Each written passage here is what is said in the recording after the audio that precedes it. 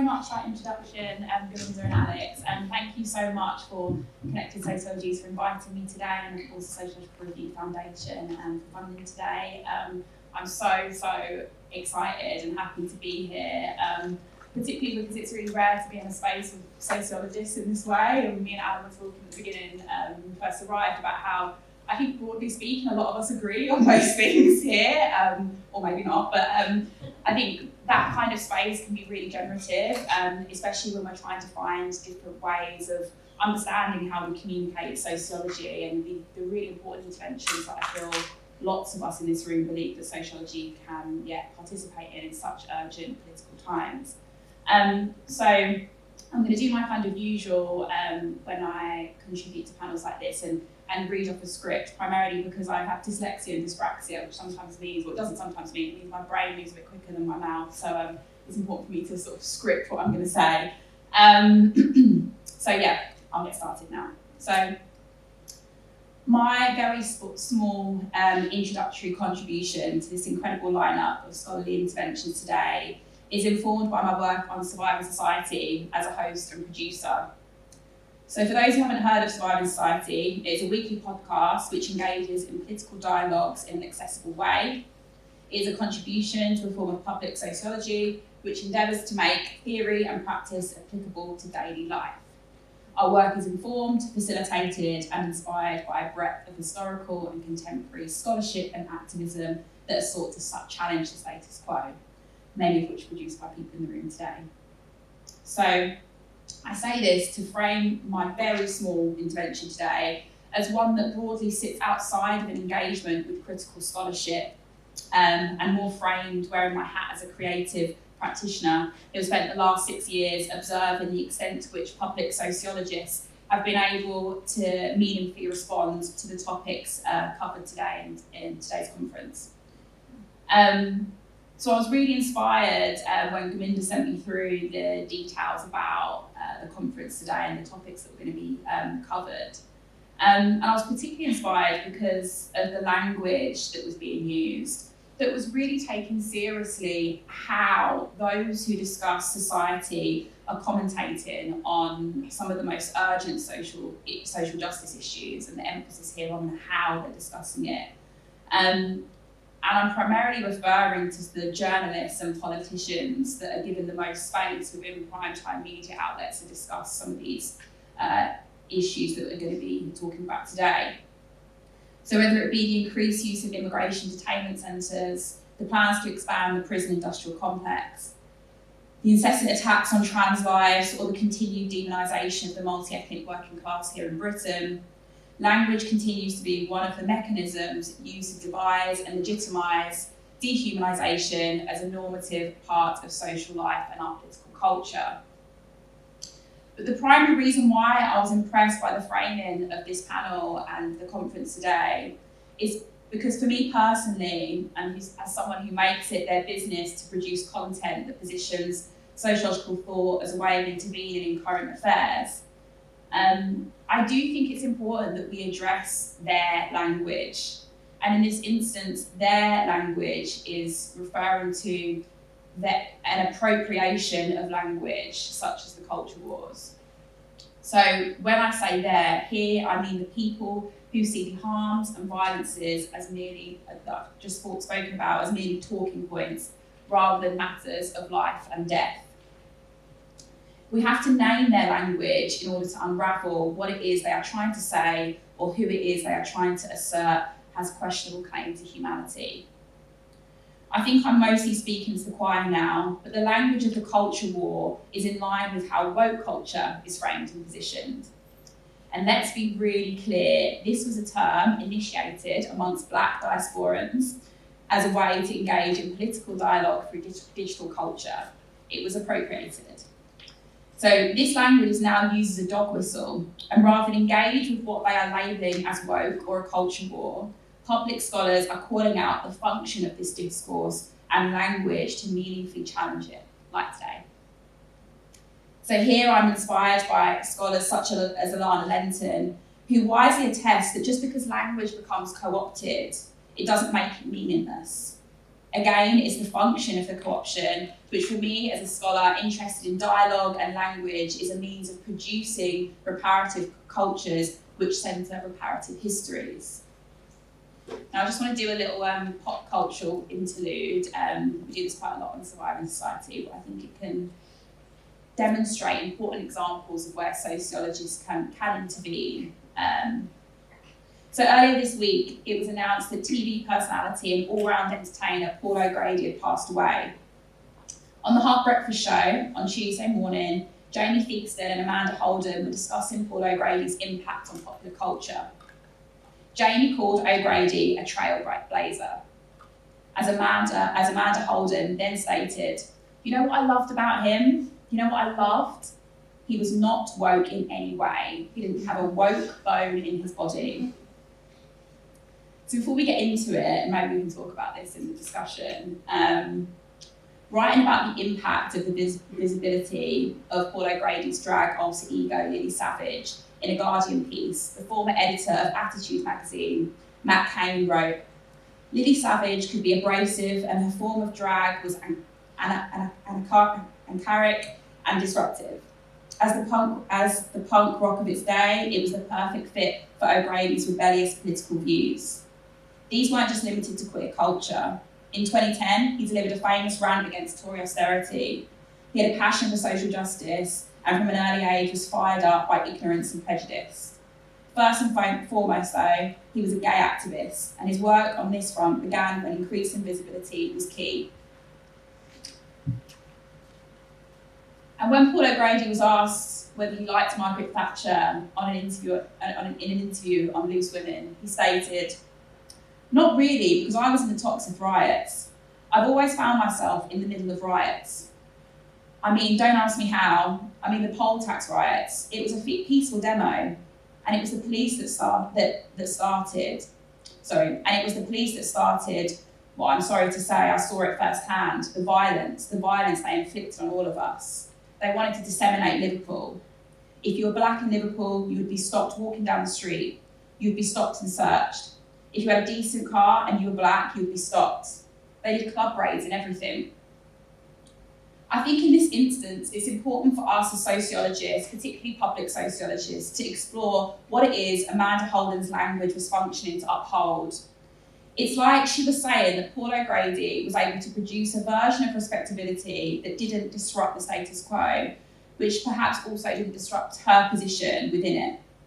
Or simply, it's not that deep, and her comments were representative of a political culture that thrives on a lack of detail and history.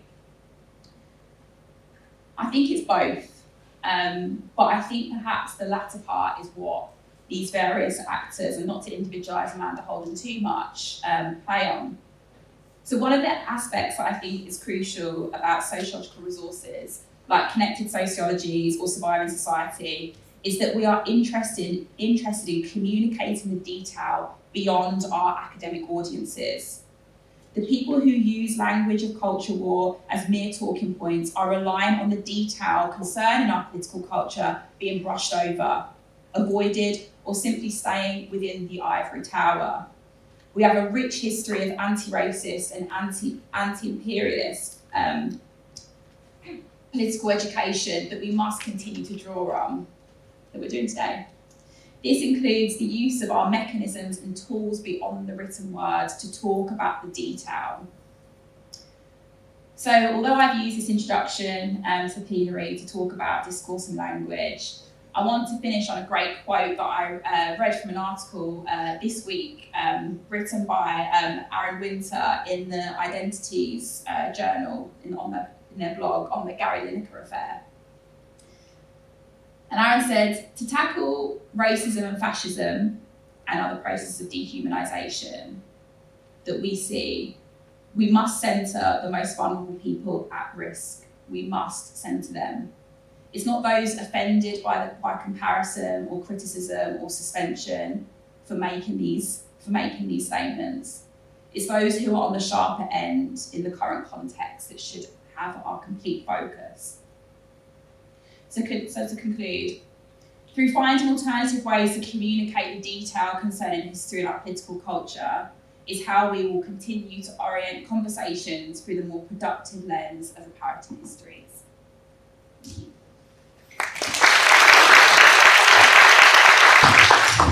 We're going to go to Nadya. Can everyone hear me? Is that all right? Okay, so I think... Is that okay? Okay, so I think I'm going to take this opportunity to talk about culture wars and their political functions in UK politics at the moment. And I guess specifically the things that I'm really interested in is the way that culture wars trivialise, erase, or amplify, I think in really selective ways, forms of structural violence and particularly racism. And I guess like through my research, I've been really interested in the production of racialised borders and specifically across different policy areas, so whether we're talking about security and counter-terrorism or immigration, and the way that those two have like really come together like of recent years. So I think I'll do like three things. I'll reflect a little bit on what I think culture wars might be, like what do we mean when we say culture wars, and then think a little bit about how they function, and then talk and reflect a bit about the effects that they produce, because I think we're in a really weird moment where we all keep saying culture wars, but like it's a good moment to pause and think about what is it that we actually mean when we say culture wars. So what is it? So my like very basic baseline insight is that culture wars are the weaponization of like really contested policy or political issues, which are then passed through and made into questions of identity. So like us versus them, black versus white, straight versus queer, religious versus atheist. And I think it's like culture wars are really elastic. They can be like put to all kinds of uses really. So as it's been noted, I think like culture wars are a tactic that have really like circulated to the UK from like what we consider to be historically a very conservative North American politics. And so like drawing on Alan's recent work, Deny and Disavow, where he talks about and tries to kind of unpack what culture wars are. Basically, I think I agree with the insight, which is that they're fundamentally questions of identity and existential threat, and the way that existential threat is constructed through civilizational, and by civilizational I also mean like racial fault lines. And so race is like a really important dividing line and an important driver of the culture wars.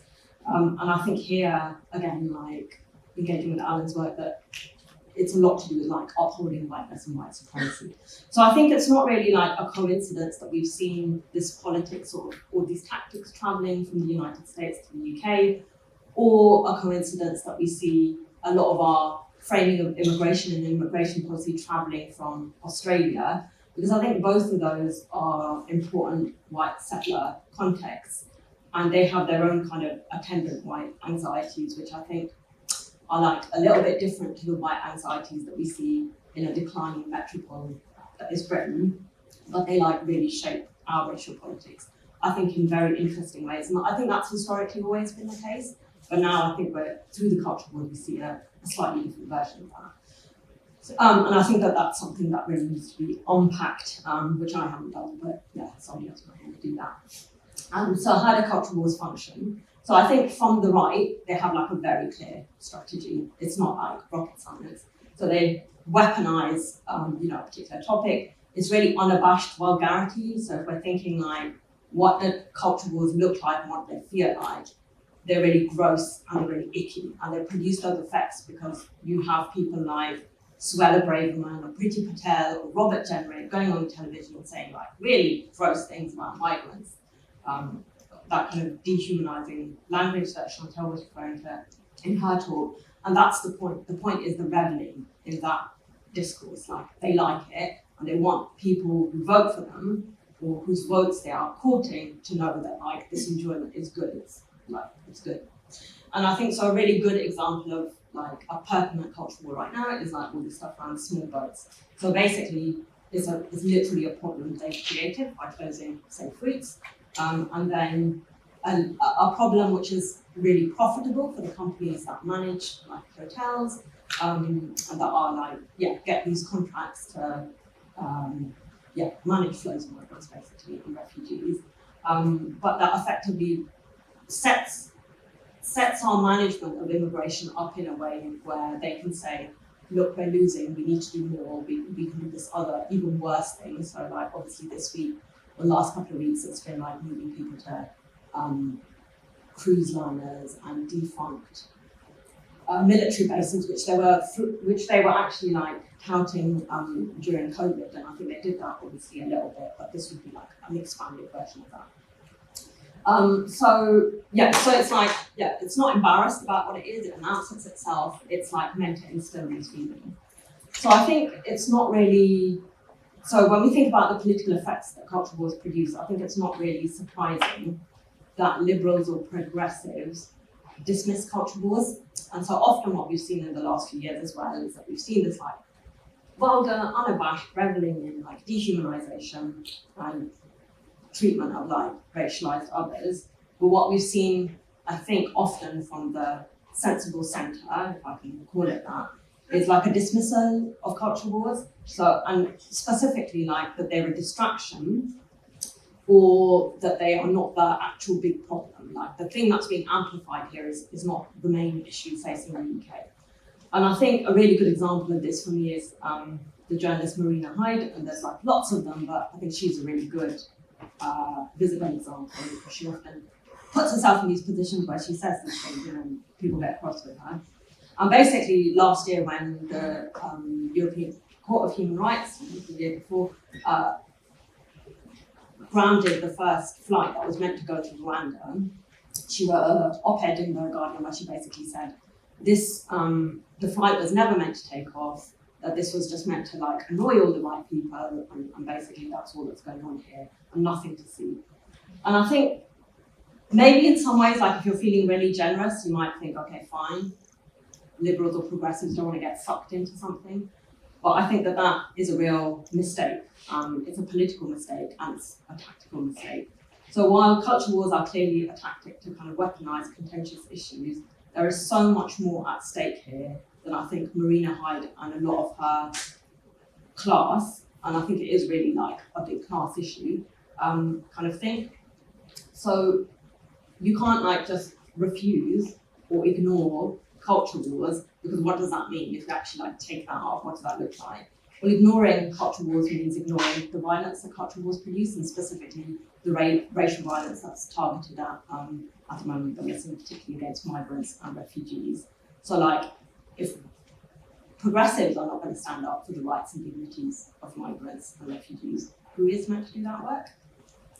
And then, in a way, another important question is what are the culture wars distracting us from? So when I look at the UK and I think, well, what are the big problems, like child poverty, increasing homelessness, people in household debt, people dying in hospital corridors, people starving in like one of the richest countries in the world. So my contention, in fact, is that many of these liberals, progressives, are not really interested in those structural issues either. They're not interested in radical solutions. They're not interested, I think, in the redistribution of wealth or properly funded public services or social housing or adequate welfare benefits. I think the Labour Party is a really good litmus test for where those people are right now. So if we go back to the culture wars then, not from the perspective of the right and how the right uses it, but from the centre, I think we can start to grapple with why we're in this situation right now. So, and I think my feeling is that culture wars aren't just, they're not a distraction, that like are taking up space that can be usefully expended elsewhere. They're actually filling a vacuum. And the vacuum they're filling is like where radical politics should be and where radical solutions to the problem we face should be. And those arguments just, aside from, I think in like some forums like this one, for example, they're just not being made in our mainstream politics. So in reality, I think like we don't really, that class of people don't have a response to accelerating inequality.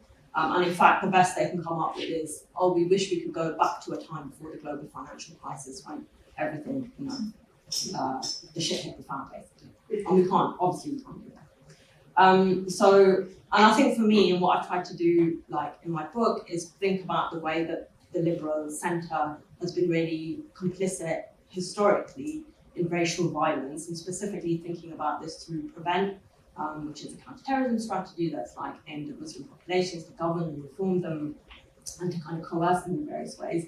I think we can actually think of PREVENT maybe as like a proto-culture war, but very different. So like it has lots of the same ingredients, so like racialized others, losing their rights, being treated in ways that like the rest of the population, it wouldn't be acceptable to treat them, and by the rest of the population I mean like white people. But that was in a really different way. That was like the technical policy language. There was like, oh, this is a very reasonable discourse by reasonable people, by reasonable arguments, by why Muslims should have like fewer rights, and why they're more dangerous and all this kind of stuff. And I think that actually it's a good measure of how much our political discourse has like disintegrated. So yeah, cultural wars are like, they're definitely a problem, but they're also a symptom of something much graver, I think. And I'm sorry I don't have any like solutions to that, but you know, that's collective work. Hopefully, because this is only the first plenary, hopefully by the closing plenary, maybe we'll have a little bit more to say about solutions, and maybe we can also start thinking about that in the Q&A shortly. But I'll pass on to Adam. Thanks very much. Can you hear me okay? So I'm not a sociologist. I'm a historical geographer and an historian. And for most of the last 30 years, I've been doing exactly what Chantelle described as staying within the ivory tower.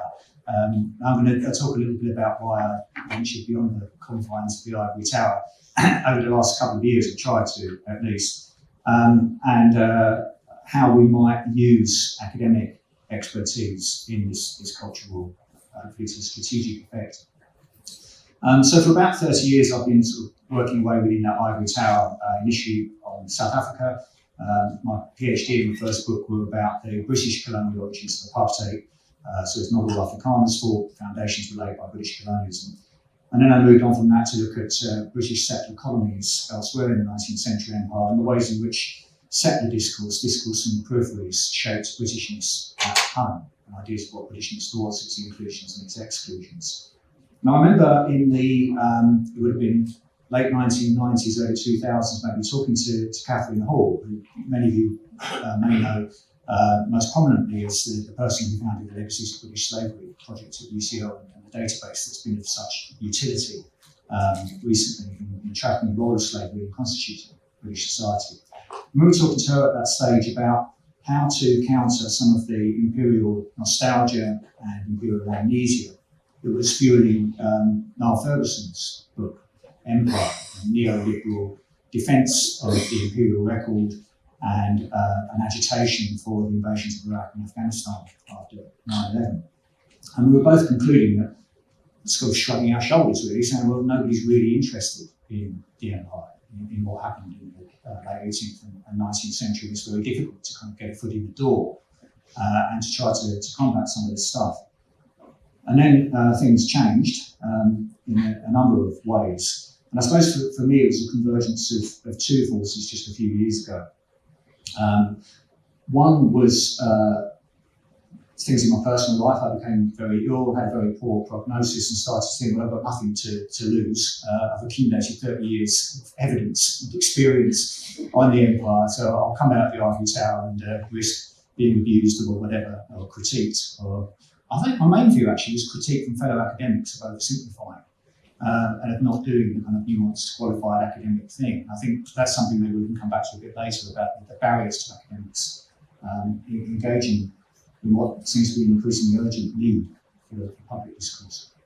But anyway, I decided that would change and I'd start using some of that expertise. And the second thing that changed simultaneously was the need, the urgency for whatever expertise I'd managed to accumulate. So in 2015, the Rose Must Fall campaign activists already moved it from Cape Town to Oxford, and we saw the beginnings of empire featuring as a key terrain of the culture.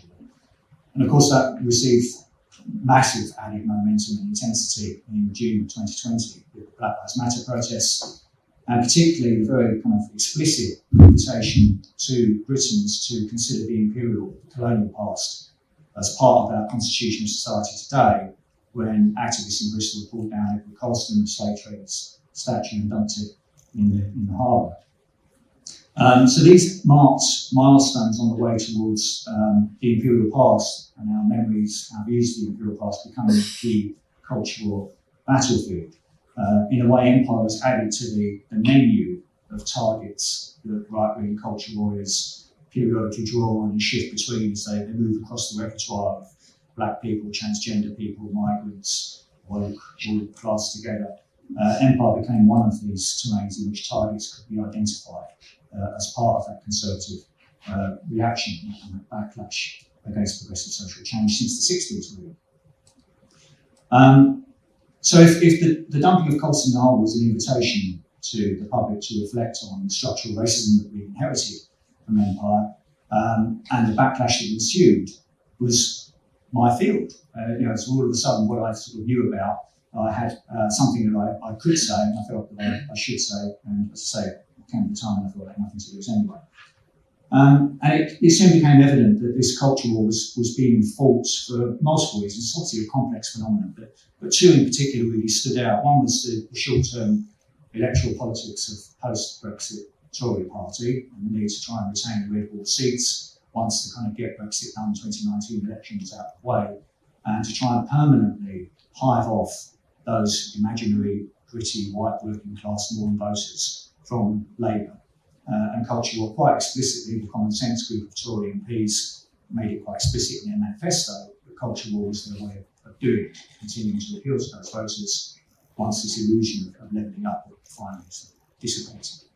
But secondly, there are these emotional investments, and the other thing I thought I could bring to these debates, as far as I was able, was a real understanding of those emotional investments. I was brought up, Dad was a builder, so I wouldn't say I was working class, but kind of lower middle working class in North London, in Haringey and in Enfield.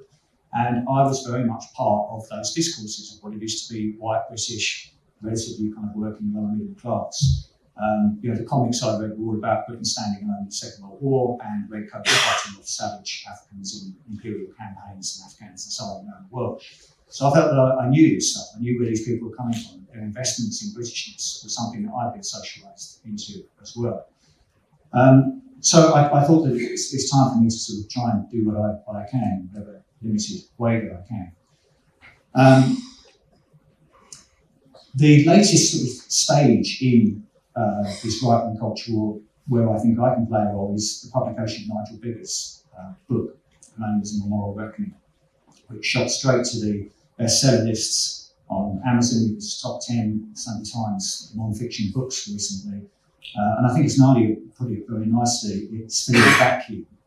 It's appealing to an audience, many of whom are unconvertible right-wing culture warriors, but my hope is that many of them are also relatively ignorant about the realities of the colonial past, easily swayed by narratives that are psychologically appealing, that are comforting, that give white Britons a pat on the back, weren't that evil after all, these woke people have got it wrong. And it's really that kind of constituency that I think I'm probably best placed to try and address in what I write. So I came out of the ivory tower to a certain extent. I took to Twitter and to blogs, and I wrote Deny and Disavow while I was in hospital. I couldn't do any primary research anyway, so I thought, well, I might as well engage with this stuff that I can find online. And taking on Biggar's book, I've done one review on a website called Bella Caledonia, and another one's coming out, which is much more empirically driven, much more detailed. Shortly, I hope, in the Journal of Imperial and Commonwealth History. And one of the things I thought I could bring to this was the kind of historians, traditional empiricists, forget post-colonial theory, forget publishing a journal article with the latest conceptual reframing or something, just go back to the solid roots of what it is to do historical research ethically, and to point out basic things that Biggar has simply got wrong.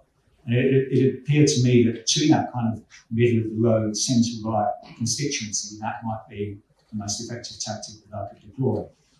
So just to give you three very quick examples, I won't go into all of it, but as you'd expect, there's an awful lot that just gets wrong, because it doesn't read beyond sympathetic other right-wing revisionist historians. It doesn't go to the primary sources, it doesn't question their use of primary sources either. So one example that struck me as I was reading was the trial of a native Canadian leader called Louis, who was put on trial for treason in the mid-1880s for leading a rebellion against settler colonisation in what's now Manitoba. And Bigger quotes quite a big part of the transcript of his treason trial speech where he's addressing the jury. And the selection Bigger uses suggests that Riel thought there was actually a logical and a reasonable case for British settlers to take native land in return for the civilisation that they brought to the native. So there's a quote about Riel acknowledging if we give 6/7 of our lands, which was in a treaty, to settlers, that's only fair because we're getting civilisation in return. Now I read this extract and I just thought, there's something wrong there. Riel was leading a rebellion against precisely this phenomenon of the colonial state taking the land. So I went and dug around and found the original transcript, and of course Bigger's cherry-picked a certain selection out of context. What Riel was actually saying was that nobody has the right to take our land. Britons don't have the right to take Indigenous people's lands. This is what the treaty says, the Canadian government, in return for 6/7 of your land, we'll give you civilisation. He was paraphrasing what the Canadian government's rationale was. That was the extract that he took. Riel then went on and said that they hadn't even given us that 1/7, hence I led the rebellion. That's just one example of the way that Bigger twists, distorts empirical material. Second really quick example, Bigger has a go at Adjunct Adebayo, who was associated with the Rose and Spall campaign in Oxford, for taking a quote from Rose where he uses the N-word. And he says that Adebayo drew this quote from a fictional source, a novel by Olive Schreiner. Rose never actually said it. It was a Rose-like fictional character who said that quote. And again, I thought, I'm somewhere in the recesses of my memory, I remember seeing a transcript of a speech in the Cape Parliament where Rose said those words. So, and people on Twitter helped me out here as well, historians of South Africa with more specialist expertise than me. And it turns out that there's 3 or 4 contemporary newspapers from South Africa and then in Britain reporting them, who reported Rose using those words verbatim in the Cape Parliament 6 years before Olive Schreiner adopted them and put them in the mouth of her fictional character. So again, there's an instance where you can say, regardless of all Bigger's political motivations, which are quite clear given his trajectory, his track record, regardless of all that, it's just wrong, just plain wrong. I won't do the third example, you get the point. So just to sort of wrap things up where I'm sort of heading in the next stage of my tiny contribution to all this, the value of empiricism. Throughout our academic careers, and this is another barrier to engagement, there is the constant emphasis on the next conceptual advance, the next questioning of orthodoxy, of hegemony, the next questioning of authorities in the field. And that's great, but it is a barrier sometimes to engaging publicly in the ways that I think are tactically the most effective. And it's very difficult to do so because we want to defend empiricism, and what we need to do is have the pretense of objectivity. We know you can't be objective, but we have to act as if you can be objective if we're going to use these arguments effectively. So I think we need to try and strike a balance where we say that we're striving for objectivity while recognising that it's impossible, that we rely on sources while recognising that they're partial, that they are loaded, that they reinforce privilege and exclusion, but nevertheless we engage with them as far as we can, we use them as far as we can, and that we as academics are continuing a status of suspended judgment. We're always arguing in a kind of suspended way, permanently anticipating a counter-argument or counter-evidence forcing us to revise our provisional stance. We need to get those messages out there, whilst at the same time being able to say about much of this right-wing historical revisionism, you are just plain wrong. Thanks.